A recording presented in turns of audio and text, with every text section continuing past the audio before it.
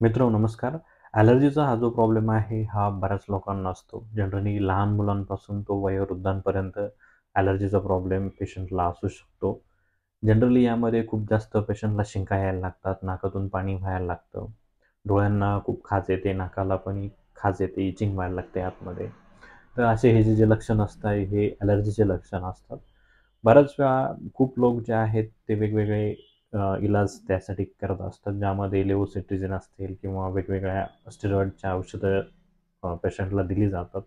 परंतु औषधं जोपर्यंत चालू आहे तोपर्यंत पेशंटला बरं वाटतं, रिलीफ असते. परंतु औषधं बंद केल्यानंतर पुन्हा त्रास सुरू होऊन जातो आणि खूप दीर्घकालीन हा आजार आहे ज्यामध्ये खूप दिवस लोक औषधं खात असतात. परंतु औषधं बंद केल्यानंतर पुन्हा हा त्रास सुरू होतो. जनरली ॲलर्जी हा हा त्रास जो आहे, हा कोणाला पण असू शकतो. जसं सांगितल्याप्रमाणे लहान मुलापासून तो वयोवृद्धांपर्यंत हा त्रास असू शकतो. जनरली ॲलर्जी जी आहे, ती एकतर सीझनल ॲलर्जी असते. म्हणजे पर्टिक्युलर कुठल्या एखाद्या ऋतूमध्ये किंवा पर्टिक्युलर एखाद्या विशिष्ट वातावरणाच्या एक्सपोजरमध्ये ज्यावेळेस आपण जातो, त्यावेळेस या सगळे जे सिम्प्टम असतात, शिंका येणं, हे पेशंटला सुरू होऊ शकतं. म्हणजे धुळीची ॲलर्जी बऱ्याच जणांना असते किंवा पर्टिक्युलर एखाद्या ऋतूमध्ये जसं हिवाळ्यामध्ये ज्यावेळेस पिकांना फुलोरा येतो, तर त्या टाईमला पण पेशंटला या टाईपचे सिम्प्टम जे आहेत ते शिंका येणं, डोळ्यांना खाज येणं हे सिम्प्टम दिसू शकतात. लहान मुलांमध्ये जनरली सीझनल ॲलर्जी किंवा डस्ट ॲलर्जी किंवा विशिष्ट पर्टिक्युलरचे खाद्यपदार्थांची ॲलर्जी या टाईपच्या ॲलर्जीज जनरली दिसायला लागतात. ॲलर्जी म्हणजे ही जी आहे, हा जो आजार आहे, हा आपल्या रोगप्रतिकारक शक्तीशी निगडीत असतो. म्हणजे एखाद्या व्यक्तीची जर रोगप्रतिकारक शक्ती ही प्रमाणापेक्षा खूप जास्त काम करत असेल, तर त्याला ॲलर्जिक रिस्पॉन्सेस आपण ज्याला म्हणू शकतो. तर जनरली हे जे आहे, हे आपल्या रोगप्रतिकारक शक्तीचा आजार आहे. इम्यून सिस्टम डिस्फंक्शन आहे ते. तर हा जो इम्यून सिस्टम डिस्फंक्शन आहे, हा जो विकार आहे, तर ह्या विकारासाठी बराच काळ लोक औषधं खातात, वेगवेगळ्या प्रकारचे स्टेरॉइड्स घेतात आणि या खूप दिवस खूप लहान मुलांमध्ये जनरली आपण बघितलं, की खूप काळामध्ये त्यांना हे टाईपचे औषध चालू असतात, ज्याच्यामध्ये लेव्होसिट्रिजिन आहे किंवा वेगवेगळ्या प्रकारचे स्टेरॉइड्स आहे. तर ह्या औषधांमुळे त्या लहान मुलांना ड्रग डिसीजेस तयार व्हायला लागतात. म्हणजे औषधांमुळे नवीन वेगवेगळे आजार त्या मुलांमध्ये बघायला मिळतात.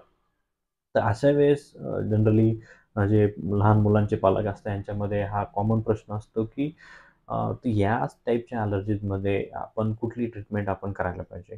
तर सगळ्यात महत्त्वाचं जे आहे, की मॉडर्न मेडिसिनमध्ये जे लेव्होसिट्रिजिन कॉम्बिनेशन्स आहे, मॉन्टेलुकस्ट आहे किंवा वेगवेगळ्या प्रकारचे जे स्टिरॉइड कॉम्बिनेशन्स आहे, तर हे औषधं जे आहे, हे पॅलिएटिव्ह औषधांमध्ये येतं. म्हणजे तात्पुरतं जे आहे, तात्पुरता इलाज करण्यासाठी ही औषधं वापरली जातात. ज्यामुळे लक्षणं जे आहे, ते तात्पुरत्या औषधांच्या जो इन्फ्लुअन्सखाली आजार तात्पुरता थांबला जातो. परंतु औषधांचा ज्यावेळेस तिथे इफेक्ट निघून निघून जातो, आता आजार पुन्हा आपल्याला लक्षणं अतितीव्रतेने पुन्हा पेशंटला दिसायला लागतात.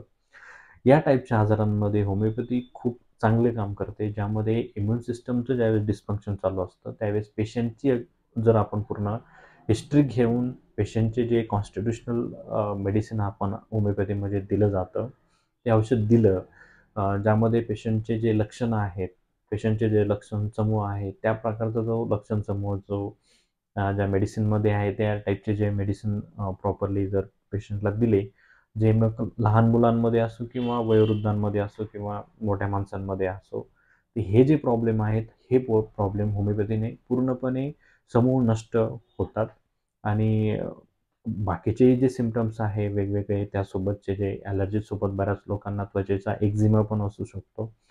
तेही आजार किंवा बऱ्याच लोकांना अस्थमॅटिक कंप्लेंट्स असतात. म्हणजे ज्यावेळेस ॲलर्जिक जो अटॅक येतो त्यामध्ये अस्थमा पण पेशंटला बऱ्याच वेळा खूप काळानंतर जाणवायला लागतो, अस्थमाचे लक्षणं. तेही पूर्णपणे समूळ नष्ट होतात. त्यासाठी डेफिनेटली ज्या लोकांना ॲलर्जीचा प्रॉब्लेम आहे किंवा सीझनल ॲलर्जीज आहे, म्हणजे एखाद्या पर्टिक्युलर सीझनमध्येच ॲलर्जीचा प्रॉब्लेम वाढत आहे, सर्दीचा खूप जास्त त्रास होत आहे, तर त्यांनी डेफिनेटली होमिओपॅथीचा इलाज घ्यावा आणि आजारातून मुक्त व्हावं.